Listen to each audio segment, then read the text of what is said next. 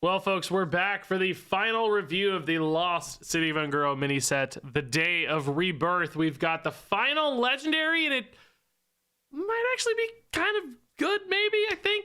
Probably, sort of, maybe, kind of. As you'll see behind me, we've also got, like, what, Rogue and Warlock and Paladin. I think maybe some Hunter as well. But let's kick it off here with the Great Draco Rex, an 8-mana, 5/12 Beast Dragon. It's a Triceratops Dragon, which honestly looks pretty funny and cool. It has Rush, and it reads, after this attacks an enemy minion, it damages all other enemy minions, which I don't know why that all is in all caps. That usually means things that are symmetrical that hit like both enemies and friendlies to kind of convey that it's, you know, damaging, but then it very clearly says it damages all other enemy minions. I wonder if at some stage this did deal damage to friendly things, but they decided like it hitting itself felt really stupid and then changed it and then left the all, or I don't know, it doesn't really matter. But basically this is kind of like a flame strike on a stick, as long as you're attacking into something, which does mean, you know, if there's like a 1/1 on board and a bunch of 5/5s, you can't hit the 1/1, and this will still deal 5 to the rest of the board, kind of saving you some health, picking that smallest target or whatever, which usually means, you know, this is going to leave behind a decent body. Very often, you know, 5/7 or something could get left behind. Now, you know, I'm a little hesitant to say that I don't know if 5 damage is quite enough these days. Like, there's definitely moments where it's going to be enough. Like, there's boards where, you know, late in the game, they're still just summoning a board of 3/3s or whatever.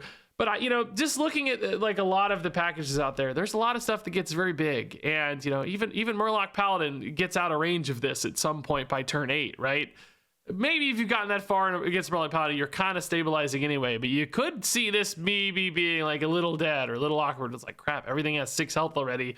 Now, this can scale with buffs, like if you have ways to buff this up, but then you're just like asking more and more out of this card, right? And it's like, yeah, I don't think you want to have to necessarily play this in a buff deck. Although the hand buff deck where this is maybe like the top end card and it just really seals the deal when it comes to stabilizing could be a possibility. I don't really see that in today's Warrior, but I would write that down for later. Like, you know, any hand buff Warrior deck, this could be a nice little finisher of sorts in a board-based battle where you just like totally lock them out with a 10 attack guy that wipes their board or whatever.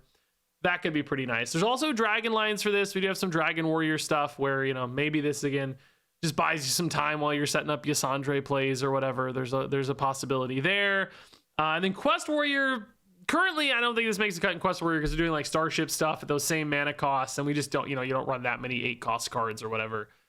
And this probably doesn't supplant anything in the current Quest Warrior builds, but maybe post-rotation, if Starship stuff rotates out and Quest Warrior's still hanging around, I could see this being the 8-drop card in a Quest Warrior deck, because certainly you want to stay alive. This helps you stabilize by clearing the board. Maybe a little bit meta-dependent, again, on the size of the stuff you're facing against, you know, how prominent is a Murloc Paladin deck versus a deck that's summoning a bunch of 5/5s. So, you know, Murloc Paladin's not that good at the top of the meta anyway, but you get the idea. Just examples here of things that get too big too fast. So, you know, I don't ever want to say this card's not great, because it is just, you know, a 5/12 Flame Strike, and that's kind of cool. But at the same time, I don't think this is a total home run either. I actually think this one's going to take a little work to be good. It may not even pop into a deck right now. Maybe this is a post-rotation card that sees its moment. So it's good. It's good. I'm rooting for it. I want one of these legendaries to be good, and this is our best chance probably.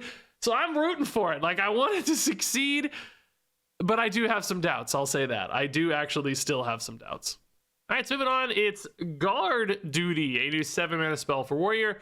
This one summons a random 6/4 and 2-cost Taunt minion, which when I first saw this, I was like, oh, it's kind of like Immortalized in Stone, but maybe less consistent and perhaps worse than the old Immortalized in Stone in Paladin, which also, by the way, had some big spell synergies that currently, at least, and historically probably, Warrior does not really have any big spell synergies that I can remember. But I did go and look at the pool of taunts, and I'll just pull this up for you real quick. It is better than I thought, honestly. It's not actually all that inconsistent. Most of the 2-drops in particular, like some of these don't actually have taunt. Ignore some of these, they just reference taunt. But, you know, 2/6. 2/3, actually not bad. That's better than Immortalized in Stone, right? Like 2/2 with upside, 1/2 with upside, a 2/6, you know, a 3/2 is probably kind of a low roll. Anything that has like a battle cry, of course, is going to be the one that low rolls. But even a 1/3 with Taunt and Lifesteal, that's actually better than Immortalized in Stone, right?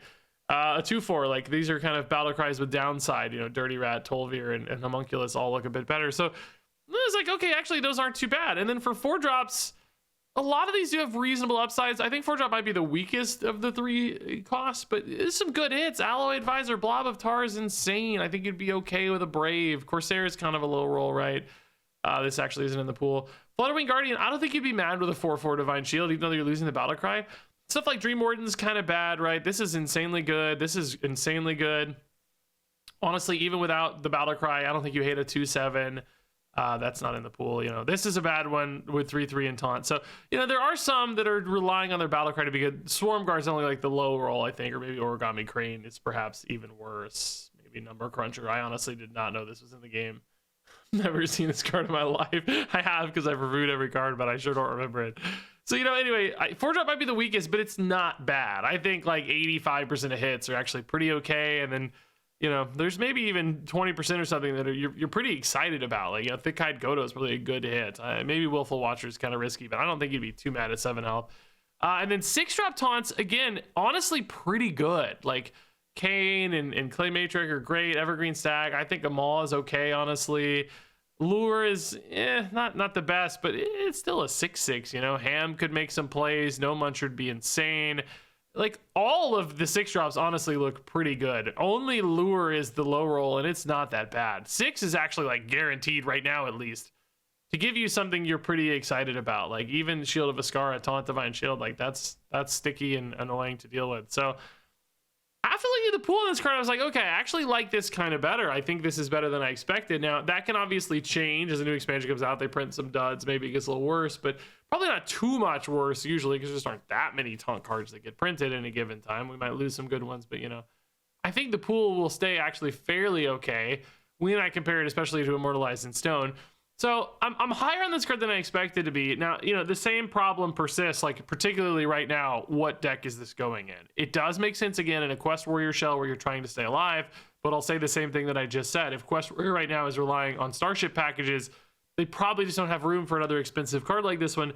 It's not necessarily going to outpace the Starship stuff. So maybe this is one we sit on for a while. I do think a Quest Warrior deck, though, could definitely swap this in, basically, post-rotation when it's looking for more stuff to do. This feels like it could be a pretty good option, I think, in that 7-cost slot, assuming the taunt pool holds up okay and doesn't get totally ruined by something or somehow. So, it's a little slow at 7 as always, but Warrior does play to that better than most classes. I think there's a chance this card is on fringe viability, you know, maybe not tier 1 deck ever sort of thing, but high tier 3 deck, high tier 3 card possibility here. All right, so next up here is the Barricade Basher, a 3-mana 4/3 beast. Whenever you gain armor, gain +2/+2 and attack a random enemy minion. So this guy can both scale up in stats and do a little bit of board clear as well. Maybe a board clear, assuming he, you know, gets big enough each time to kind of like survive the trades. So if, you know, if he's hitting, you know, a 2/2 every time or something, you know, and he's gaining enough to keep staying alive, like could clear a board, even, you know, if he finishes on a big guy, but that might be hard to line up sometimes. You know, random, he might hit the big guy first and be kind of sad. But that, of course, does demand that you gain a lot of armor in order to do that, which, you know, on any given turn, you're not usually going to be gaining a lot of armor. You know, maybe, particularly if you just like slam this on turn 3, you're not doing anything. You might have to wait to a future turn to combo armor with it, and then you're kind of getting, you know, a 3-mana 6/5 with rush, like kind of a soft rush anyway. I don't think one hit ever, like one armor gain hit ever feels worth it to me. I think you're going to have some way to gain armor repeatedly across multiple turns. I mean, maybe Safety Goggles is worth it if this is 0 and you play this on turn 3, you get a 6/5 that like cleans up an opponent's thing early. I don't hate that. I just don't think like that's going to happen often enough where it feels like a rewarding enough play that you're committing this in your deck, because I think this is going to be so dead so often. Now, we do have some ways for Warrior to like cheese out, you know, like multiple instances of armor gain. You know, there's like Alloy Advisor, who we just saw a minute ago. you know, if you do some like whirlwindy stuff on this and proc this multiple times, right, you could have a little combo that like scales this all up a bunch. But again, like, why are you doing that? This can't like go face or anything. It's just like this really awkward, crazy 5-step board clear or something that's unreliable and not good. So, you know, I'm like trying to look at this with the most hope possible. I'm trying to give you some outs that you might be excited about this card, but ultimately I just think it's too much work for what it does. And you know, outside of some like cheesy, silly combos or whatever, I just don't think the Barricade Basher is going to be worth it.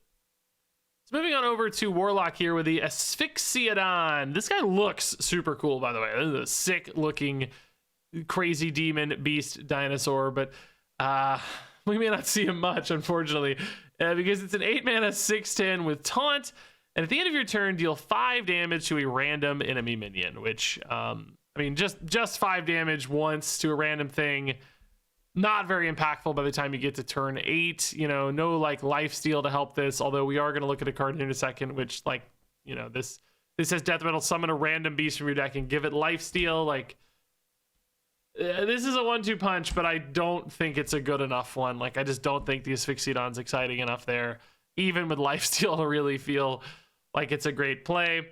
You know, just kind of a big dumb stat with some slight upside on the taunt. We do have some like big demon stuff. You may remember like Nimsy is in the pool, but it's not enough for a whole deck, and this is definitely not enough to make that a really good and exciting thing to do. I don't even think this would be your best big demon. There's probably just other better options that are a bit stickier or more annoying in various ways. So yeah, I think at the end of the day, just really expensive. This does not do enough to enough things, basically. I mean, just compare this to like the first card we looked at, the Draco Rex for Warrior, right? It's like, man, that's dealing 5 to an entire board. Like, yes, it doesn't have taunt, but you know, the whole board's cleared. You may not need the taunt anyway. So I just like, it just doesn't feel like this does nearly enough to me. So then we've got the Possessed Animancer, as we teased, a 6-mana 2/2 with Death Rattle. Summon a random beast from your deck and give it lifesteal, which, as we just saw, like, okay, there's a big taunt beast. Otherwise, though, of course, Warlock, not really known as the beast class. There's not a lot of awesome big beasts we should expect to hit in Warlock. Like, the beast pool is, you know, most of these you don't even really want to summon. These all have like battle cries and stuff. Tunnel Terror, obviously not worth it. So from like a big beast standpoint where you're trying to cheat out big beasts, there's nothing in Warlock. Is it worth it in you know, in neutral set? Like, I can cheat out an Ultra Gigasaur, a Beached Whale, remove the battle cry. Like, there's a couple things I don't totally hate with that, but again, probably just meme deck status. I will probably try to play this with Gigasaur because that seems really, really funny to me. But, you know, not something we expect to be good or powerful in any way, shape, or form. Now, finally, here we have the Bat Mask, the Hyreek Mask, if you will, for Warlock. This one's... there's something interesting here. It's an 8-mana spell. Set a friendly minion stats to 1/1.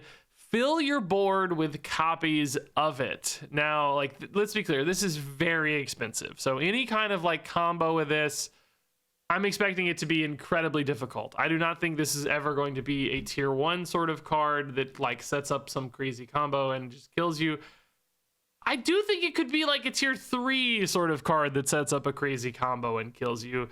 Because you never know, like, you know, there's an easy example just in standard format right now, which is Ragnaros. Like, if you just get a Ragnaros on board and then you Bat Mask Ragnaros, you don't care that he's a 1/1, you just want his effect.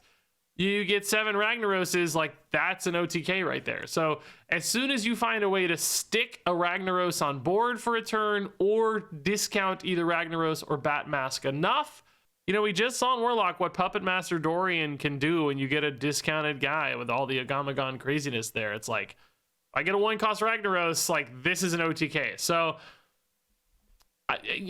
it just depends on how easy that is to do. You know, normally I'd say, like, surely they wouldn't let that happen, right? That seems like it could be too broken. But at the same time, we've had so many crazy broken cost discount things that sneak in and get overlooked and stuff.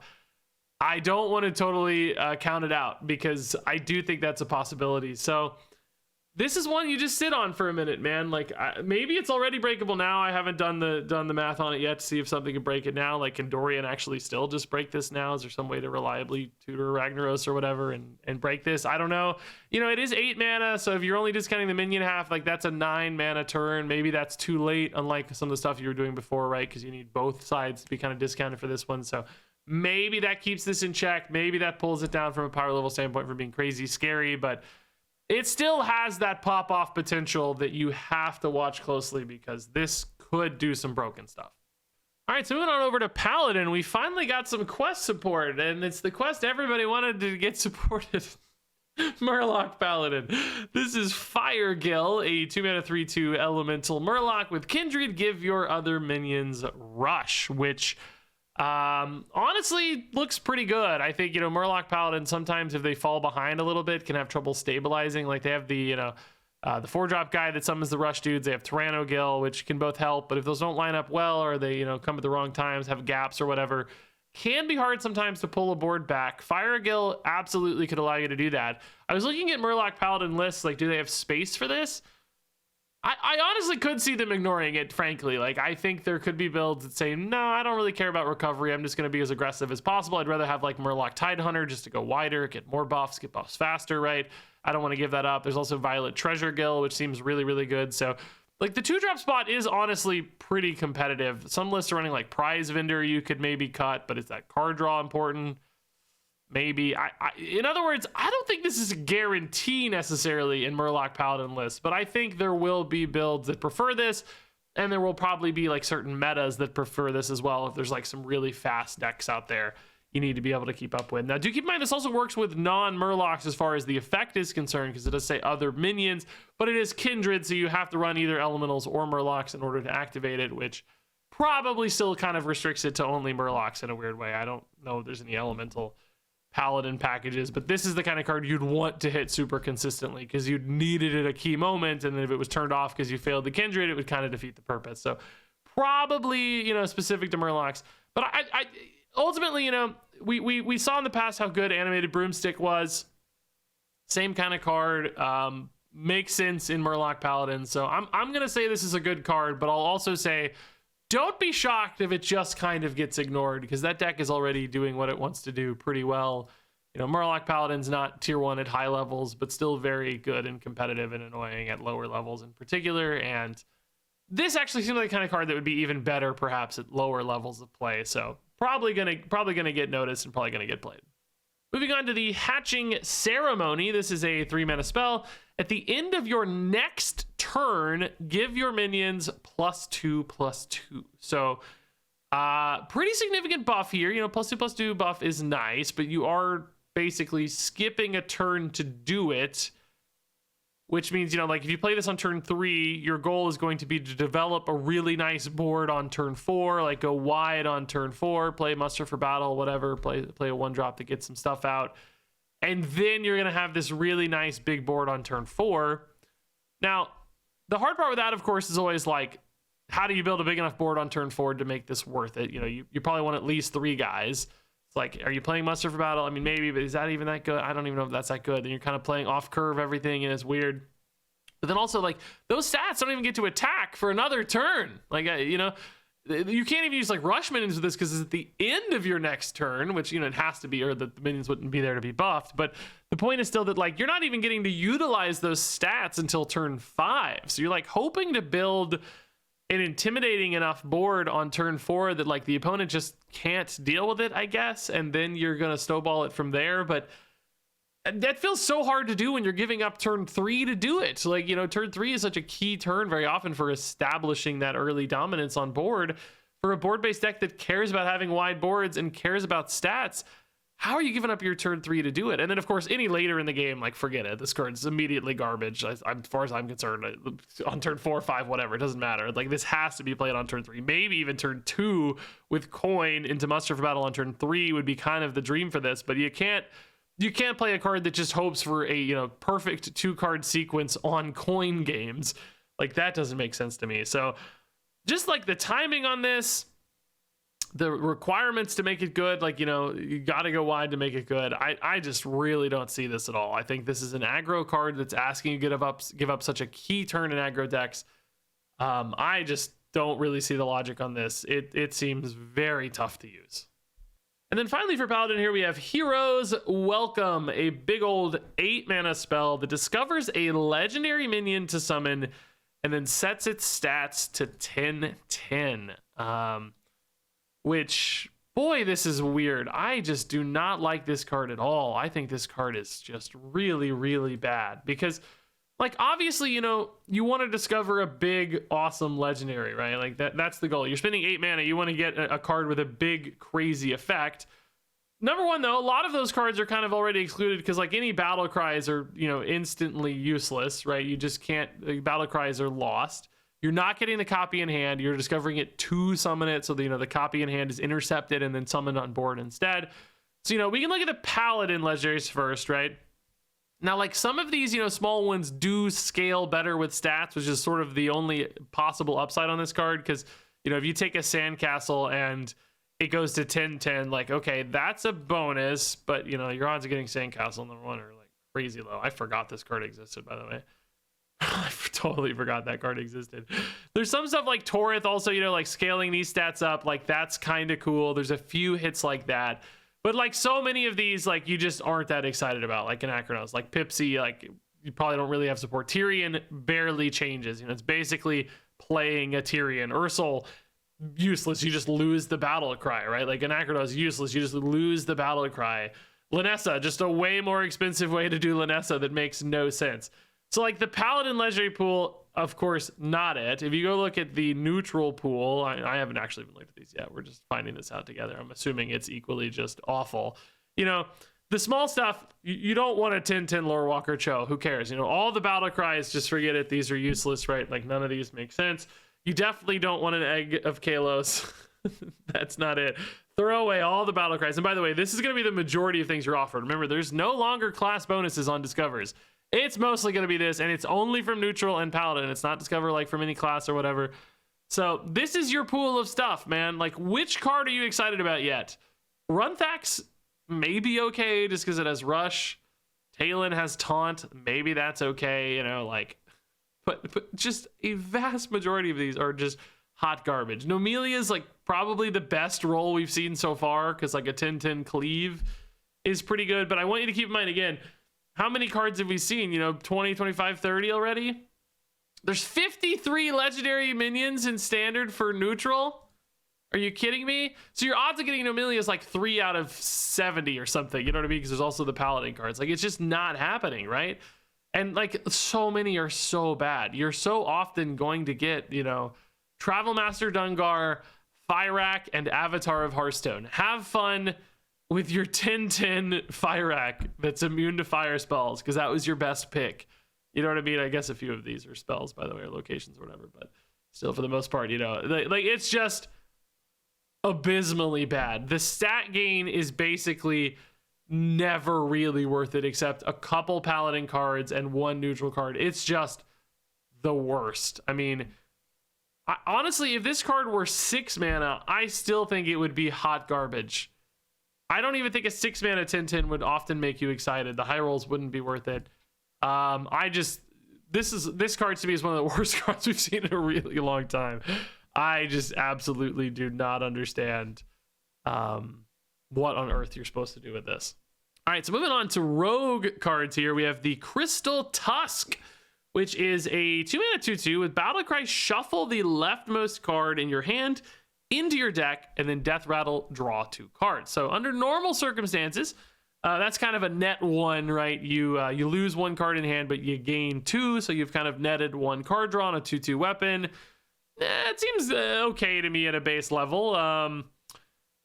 It's also good for like you know, if you're trying to draw cards, if drawing cards itself is valuable, like if you're discounting your giants or doing, you know, cycle rogue stuff, trying to find, you know, asteroids later or whatever, you know, that this has some additional upside, even though it's technically only net 1. The just act of drawing itself can be a bonus. Now, that said, that's in a normal scenario. Don't forget, I literally forgot. I literally was like, why would I care about shuffling cards into my deck? And then I realized we still have Quest Rogue. Shuffle 5 cards into your deck. This is actually a Quest Rogue support card that I don't think is terrible either. Like, it's actually kind of a decent one, right? I don't think it's going to be enough to push Quest Rogue into relevance because that deck is still seemingly somehow so far. I feel like I did have a decent Quest Rogue build that everybody ignored for like greedier ones. I still felt like people were being too greedy with it, but whatever.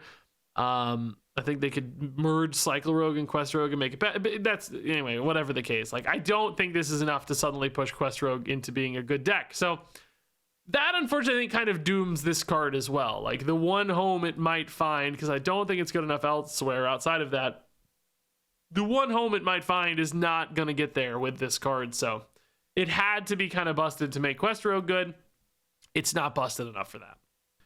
Next up here, we have the Costume Merchant for Rogue. This is a 3-mana 1/3 with Battle Cry. Get a random mask from another class. Combo, it costs 2 less. Now, we saw the mask cards already, remember. There's Panther Mask, Sheep Mask, Bat Mask, Behemoth Mask, and Devilsaur Mask. So for the most part, these are all very expensive, but, get a little cheaper. 6 mana, 6 mana, 5 mana. Like, I think they're all actually good enough cards, certainly when discounted by 2. We already didn't totally hate stuff like Behemoth Mask. I will say, like, Bat Mask is pretty darn situational. You wouldn't always have a card in your deck that really benefits from this necessarily, but, that might be kind of a low roll. I think, for 6 mana, this is probably something you wouldn't hate. Just free 8 damage sometimes. 6 mana, 8 damage sometimes. Panther Mask for 2 feels like it would kind of be an insane card, honestly. Like, I think you'd be pretty much always pumped. Sheep Mask, fairly situational. This one might be tough. But, they're okay. The question is really just like the 3-cost upside here, the requirement for a combo, and the situationality of like all the different masks doing different things. Like, some are defensive, some are aggressive, some are, about card draw, some are about like cheese with the Warlock mask. You're just not getting reliable results. Now, it is potentially a thief card because, all of those are from other classes, so like that kind of helps a thief deck, maybe. Like, that's what I'll try to do with this, but I just don't think that's going to be a competitive package. I don't think regular rogues are going to be wasting shadow steps and stuff on this to just generate a bunch of masks, because I don't think on average the masks are offering enough upside, and they're still ultimately really expensive plays for rogue decks in general who want to play typically much faster things. So ultimately, I'm afraid, although I may have some fun with this in thief decks, I'm afraid this just doesn't make the cut in rogue in general. All right, let's catch up on a few of these Hunter cards. We got the Ankleodon, an 8-mana 7/7 beast with Taunt. Death Rattle, summon 2 random 3-cost beasts. They attack random enemies, which can go face. It's always kind of nice that things can go face, but not usually, right? Usually they're just going to kind of trade into medium-sized things on board and probably be negative trades at that. On average, you're probably going to get some 3/3s or whatever that trade into 5/5s or something by the time this comes out on turn 8, which isn't really all that good. The 7/7 Taunt Body here, also for 8 mana, isn't really all that good. I'm kind of getting to the point that I just think the Ankleodon here kind of isn't really all that good. It's definitely not Quest Hunter support. Like, yes, it's 7 attack, but for 8 mana, you don't want to spend 8 mana to support your Quest Hunter builds. That's way too expensive. This doesn't come off the Quest Hunter reward as an odd attack 7 attack card, so not a payoff for Quest Hunter either. Might be nice if it was like super cheap, right? So ultimately, like, where does this slot in? I mean, I will say we've had some big Death Rattle Hunter builds in the past. That has been a thing Hunter has leaned into. If this gets some big time discount and you're cheating it out on turn 4 or 5 or something, then I'm intrigued. It's more interesting because, number one, the Death Rattles like have a higher chance to be useful. Like, they might just trade in a little better at that stage of the game. It also might come down so soon that you can kind of dictate when this dies, and maybe those are more likely to hit face a little bit. And the stickiness probably matters too at that level. So, not good now, probably really not all that good ever, because I think even in those like big Death Rattle worlds, like, could this keep up? You have to have things that are nuts in order to make that good, and this doesn't feel nuts to me. So probably never really all that good, but I am at least a little intrigued by the return of some kind of big Death Rattle Hunter, which has succeeded in the past. So then our final card for the Lost and Even Grow mini set, unfortunately one that got like leaked in the very first day's like reveal video or whatever, but we're finally catching up. The Raptor Nest Nurse, a 1-mana 1/1 with Battle Cry. Get a random 1-cost minion and Death Rattle get a random 1-cost spell. So just a nice little pile of value on your 1-drop, probably built specifically to synergize with Neri, the Hunter legendary we got this set that doubles up your 1-cost stuff, right? So this doubles stats of 1-drops and doubles spells. Like, okay, my 1-drop's a little better. You're not like running Neri just for this. Like, obviously Neri has some use cases making, high damage spells do scary stuff. This is not really the Neri line necessarily. The random spells just not likely to be that useful for you, but this is just like a good little value pile for a 1-drop. I think that probably gets run sometimes. These are the sort of things we like. I will say, I don't actually like it as much as Scarab. Scarab, I think, is just better on average, even though it generates you less things total. Why is it not pulling up Scarab? Scarab keychain, right? Like, it discovers you less things total. It doesn't synergize with Neri, of course, but it's not random. You're getting to discover and you're getting to fill your curve. So, it's also a beast for like beast decks that care about beasts. So, like, does Hunter just always default to Scarab keychain instead of something like Raptor Nest Nurse? It wouldn't shock me. I would, if I were building a deck, I would probably prefer that because it gives me a curve. This doesn't always give you the curve because sometimes the Death Rattle won't happen on time, or just like the 1-cost spell won't be that useful. And the randomness is also just really risky. Like, sometimes you won't get things that are very useful for you because Discovery you get to pick. So, like, you don't ever hate a pile of value. I think that's okay, but I actually think there are other 1-drops that do a similar thing that still outclass this, and they're literally just in the neutral core set, which isn't necessarily a great sign. All right, so all that said, let's go ahead and rate these cards from 1 to 5 stars. The Great Draco Rex is a 4-star card, even though I really kind of think he's a 3-star card. I'm just trying to be hopeful and positive here. Guard Duty is a 3-star card. Barricade Basher is a 2-star card. Asphyxiodon is a 2-star card. Possessed Animancer is a 2-star card. Batmask is a 3-star card with a very small chance of being a 5-star card. Firegill is a 4-star card. Hatching Ceremony is a 1-star card. Hero's Welcome is a -6-star card. It's 1 star. 1 star. Crystal Tusk is a 2-star card. Costume Merchant is a 2-star card. Ankleton is a 2-star card. Raptor Nest Nurse is a 3-star card. And yeah, folks, there you go. That's the entire mini set reviewed. I think this is going to be, by a significant margin, in fact, my lowest scored mini set yet. I wasn't trying to be negative. I just don't see it for a lot of these, man. I really, of course, want to be wrong. I like when cards are fun and good and new, particularly because this meta has felt so stagnant, but I really don't see a lot of opportunity for big disruption here. Maybe a few things that are like, okay, we had some of those playable 4-star cards. I don't see one new deck, though, really making waves. I don't even see any current decks getting like big pieces that feel like they change how games feel. I don't know. I hope to be wrong. Maybe you guys have a more positive take on it than me. I think a lot of these cards just feel too honest, too basic, too old school. Like some of these I feel like we would have thought were just okay 5 years ago, which just isn't going to keep up with the insanely synergistic, hyper refined days of current Hearthstone. So yeah, I will do my best to make some fun decks. Like, we'll play some silly stuff either way. Like, you might see a lot of losses soon because I'm trying to make these new cards work because I need videos. But I don't know. Share your thoughts. Like, maybe Draco Rex is our savior after all, but I think people are actually going to be a little disappointed by this one, unfortunately. It's our only hope, and it's disappointing. That's not good. So anyway, thanks for joining me. Sorry if this is trying to be a little bit of a downer. I'm not trying to be a downer. I'm trying to be hopeful. I also got to be honest with myself. But thank you anyway. Appreciate you watching. And until next time, game on.